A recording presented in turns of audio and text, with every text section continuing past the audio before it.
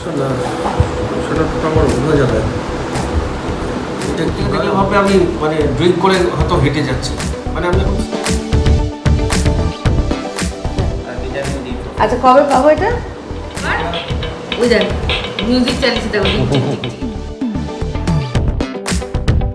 কচু পাতা দিয়ে চিংড়ি ভাপা, তাই তো? আর রান্না বিশেষ কিছুই না, একটু ডাল সিদ্ধ বসিয়েছি। কারণ, সারাক্ষণ বাড়িতে বাইরে কাজ করে এসে তারপরে যদি একদম ইয়ে কি যেন বলে আমি আসতে পারছি না। যে হলুদ দিয়ে খাও ভাত, হ্যাঁ। এটা দিয়ে খাবে।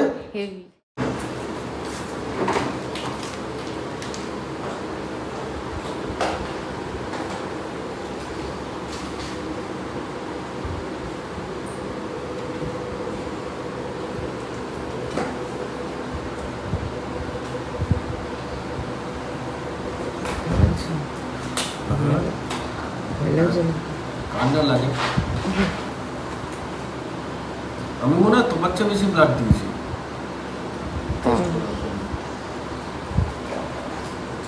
আমিও দিয়েছিল। অসুস্থ হয়তো লাগবেই না। আর একটা বিচ্ছিরি মানে এমন একটা কি হয়েছে, মাথা খারাপ, ভালো লাগছে মানে মাথা ঘুরছে মাঝে মাঝে।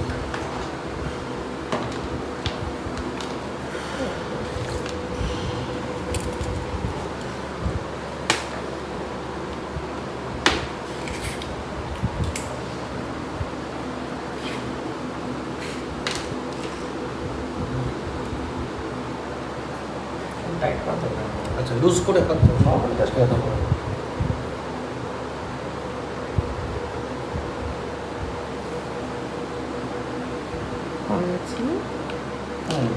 দুটো ভেন আছে, বেটারটা চেক করছি।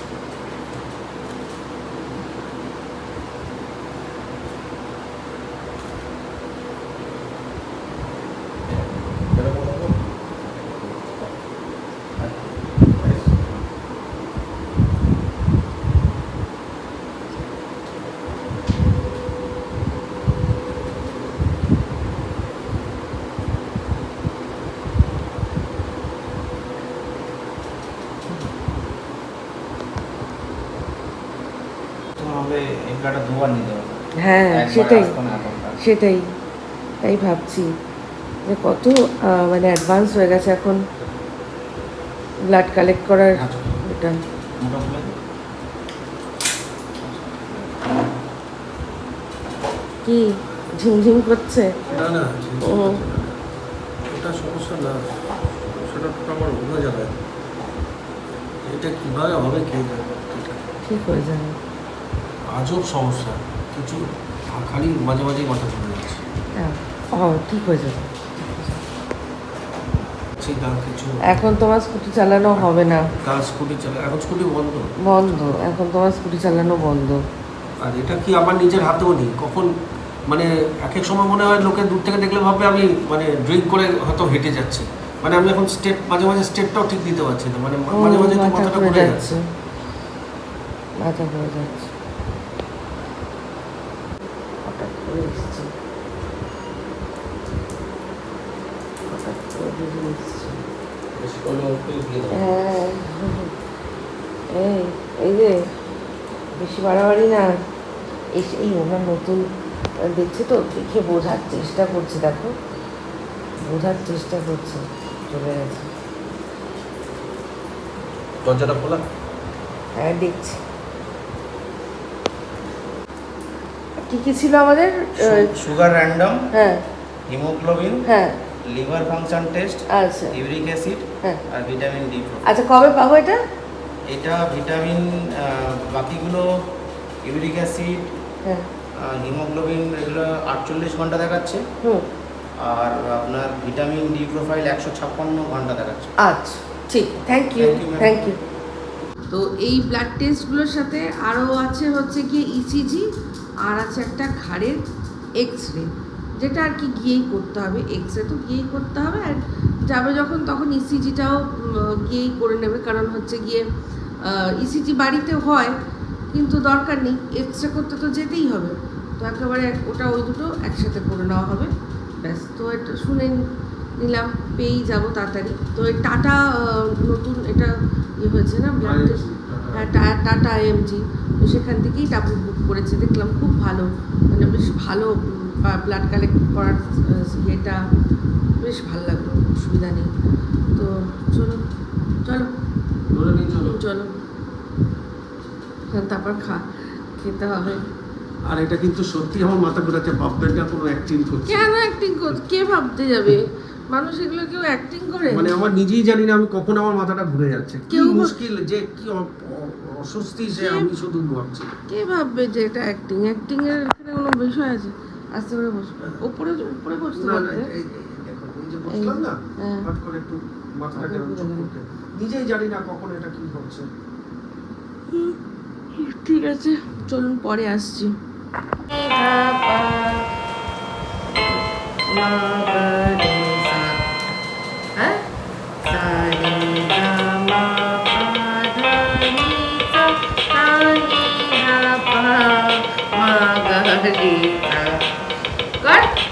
ওই দেখ মিউজিক চালিয়েছে, দেখো টিকচিকি টিকচিকি।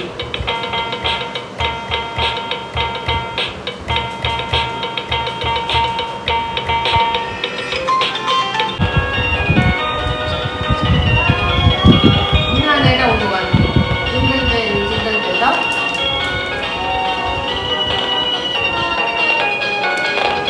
Jingle bell jingle bell jingle দাও।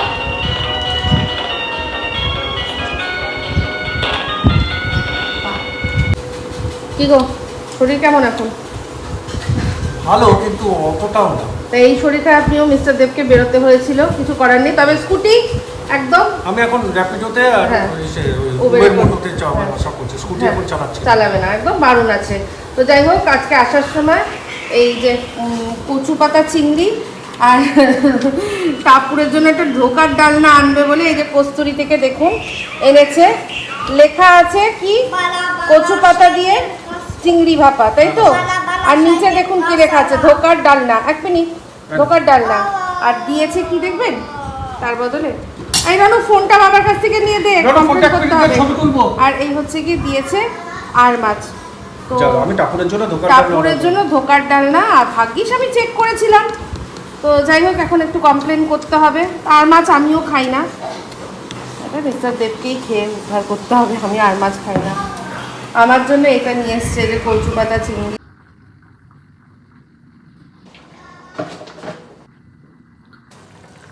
ও রান্না বসিয়ে দিলাম। রান্না বিশেষ কিছুই না, একটু ডাল সিদ্ধ বসিয়েছি, দেখাচ্ছি। এই যে ডাল সিদ্ধ, এর মধ্যে কিচ্ছু না, এর মধ্যে শুধু দিয়েছি হচ্ছে গিয়ে কি এটা পেঁয়াজ কুচি দিয়েছি, আর নুন হলুদ যেরকম দিয়েছি, আর তার মধ্যে দিয়েছি হচ্ছে গিয়ে কাঁচা সর্ষের তেল অল্প একটু দিয়েছি, দরকার পড়লে নামানোর আগে আরেকটুখানি দিয়ে নেবো, ব্যাস। হিব্বি লাগে কিন্তু এরকমভাবে ডাল সিদ্ধ, আর কিচ্ছু লাগে না। আর তার সাথে ভাত বসিয়ে দিয়েছি।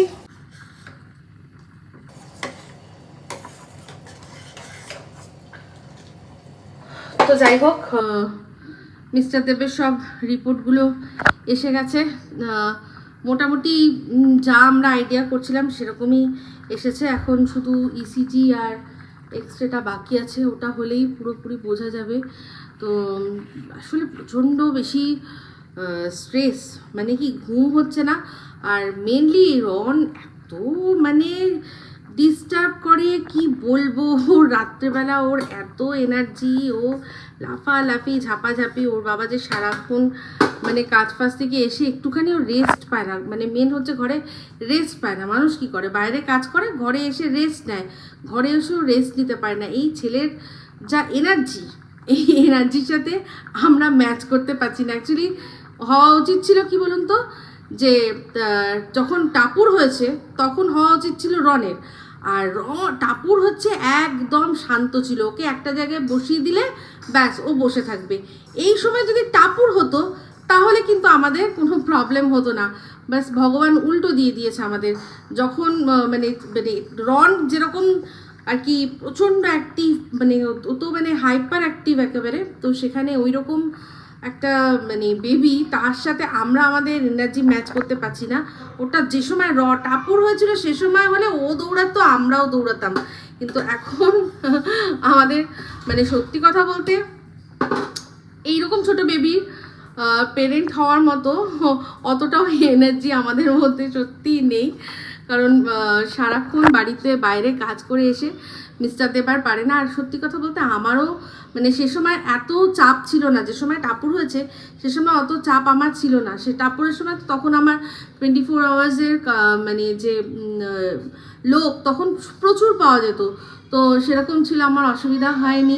তারপর হচ্ছে কি মাদের সাপোর্ট, মা উর্বি মানে আমার শ্বশুরবাড়ির সাপোর্টটা আর কি, বিশেষ করে মায়ের কথাই বলবো, উর্বির কথাও বলবো। ওরা যেভাবে টাপুরকে যতটা রেখেছে ততক্ষণ আমার প্রবলেম হয়নি, কিন্তু এখন সম্পূর্ণ আমাদের ওপর না, আর তো কেউ নেই আর রনকে সামলানোর মতো, তো রেস্ট পাচ্ছি না, আমরা ভীষণ রেস্টলেস হয়ে যাচ্ছে। আমি বলছিলাম যে সময় টাপুর হয়েছে রনের উচিত ছিল সে সময় হওয়া, আর রন মানে এখন মানে যে মিস্টার দেবকে নিচ্ছে, আর এখন রনের জায়গায় টাপুরের হওয়া উচিত ছিল। টাপুরকে যেমন এক জায়গায় বসিয়ে দিতাম, বসে থাকতো, ঠিক আছে। এখন এই এত ছোট বেবি যে মানে যার এত এনার্জি, সেই এনার্জির সাথে আমরা ম্যাচ করতে পারছি না। বলছিলাম যে ভাই সব কিছুরই একটা ব্যাপার থাকে, তাই না? তো এত ছোট বেবি তাদের সেসব বাবা মার যে এনার্জি আমরা সেরকম পাচ্ছি না। তো ওই সেই সময় টাপুর রন হতো আর টাপুর এখন হলে তাহলে খুব ভালো হতো।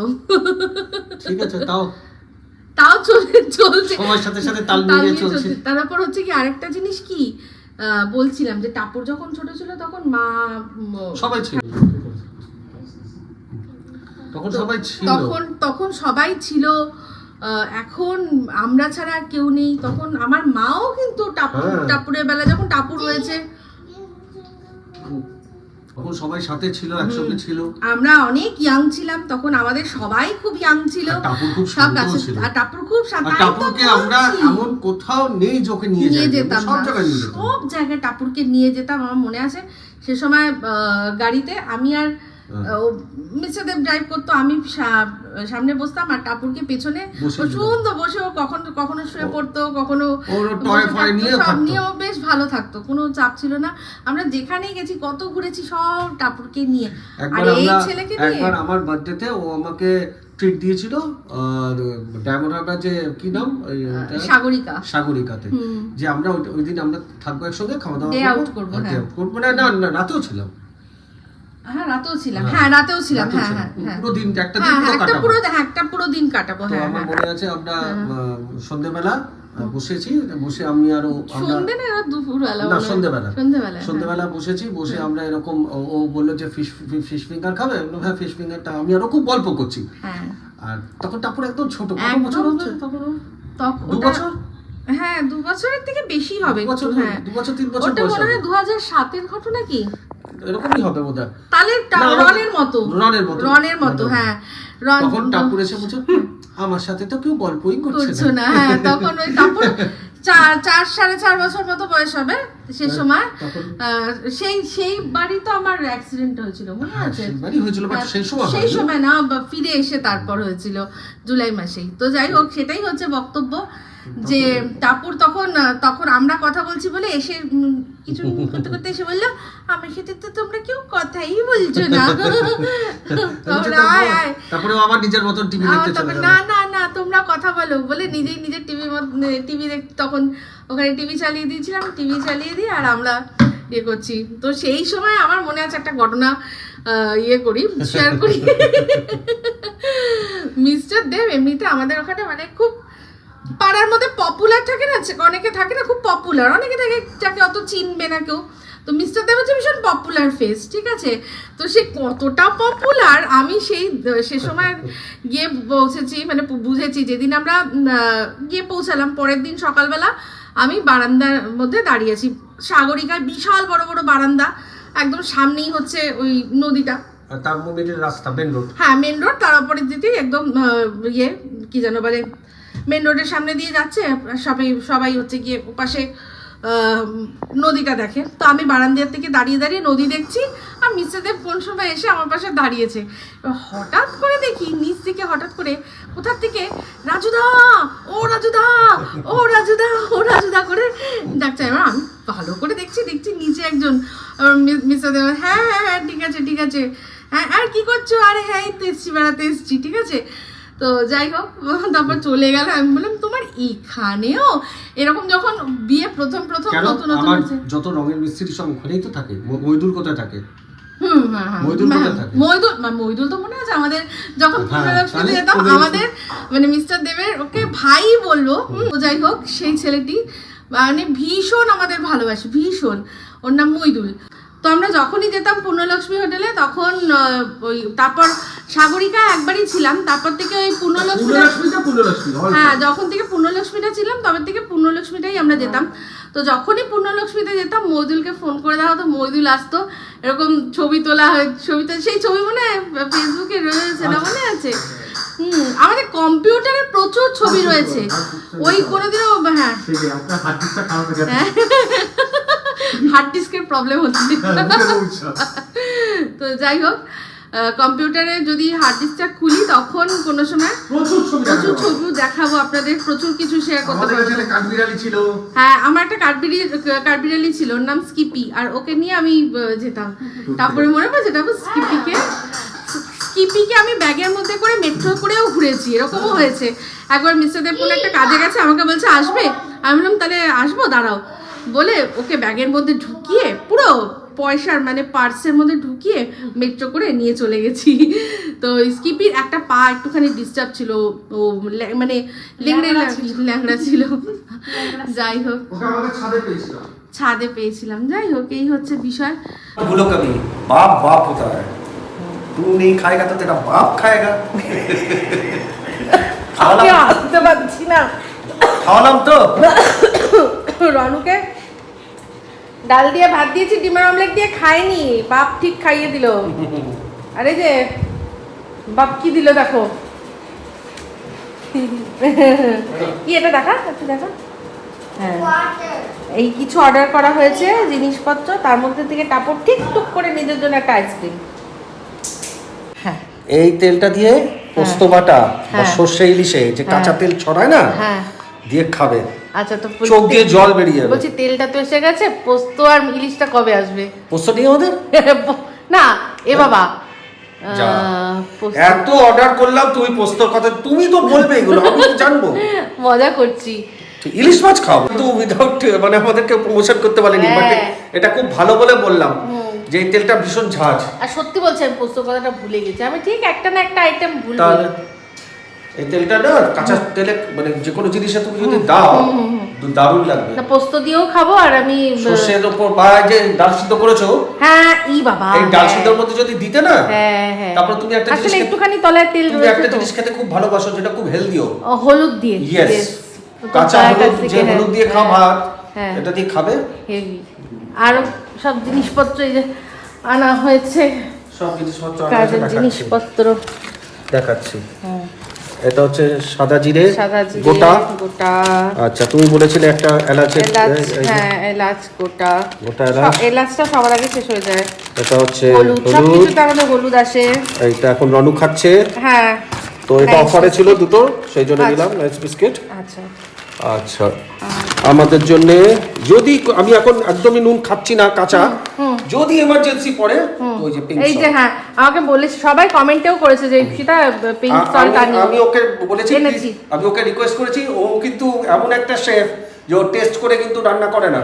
আমি গরম অবস্থায় টেস্ট বুঝি না, তাই করিও না। তো আমি ওকে নিজের রিকোয়েস্ট মতো করেছি করে যাতে একটু নুনটা দেখে, যাতে কাঁচা নুন না খেতে হয়, হ্যাঁ তাও যদি এমার্জেন্সিতে খেতে হয় তার জন্য পিঙ্ক সল্ট। হ্যাঁ ঠিক আছে। আর এটা তো আপনাদের সবাইকে বলে আর লাভ নেই, জানেন এটা কি। হ্যাঁ, তো এই আমাদের কেনাকাটা। আর তার সাথে এই যে সৌরভ গাঙ্গুলিকে নিয়ে এসেছি।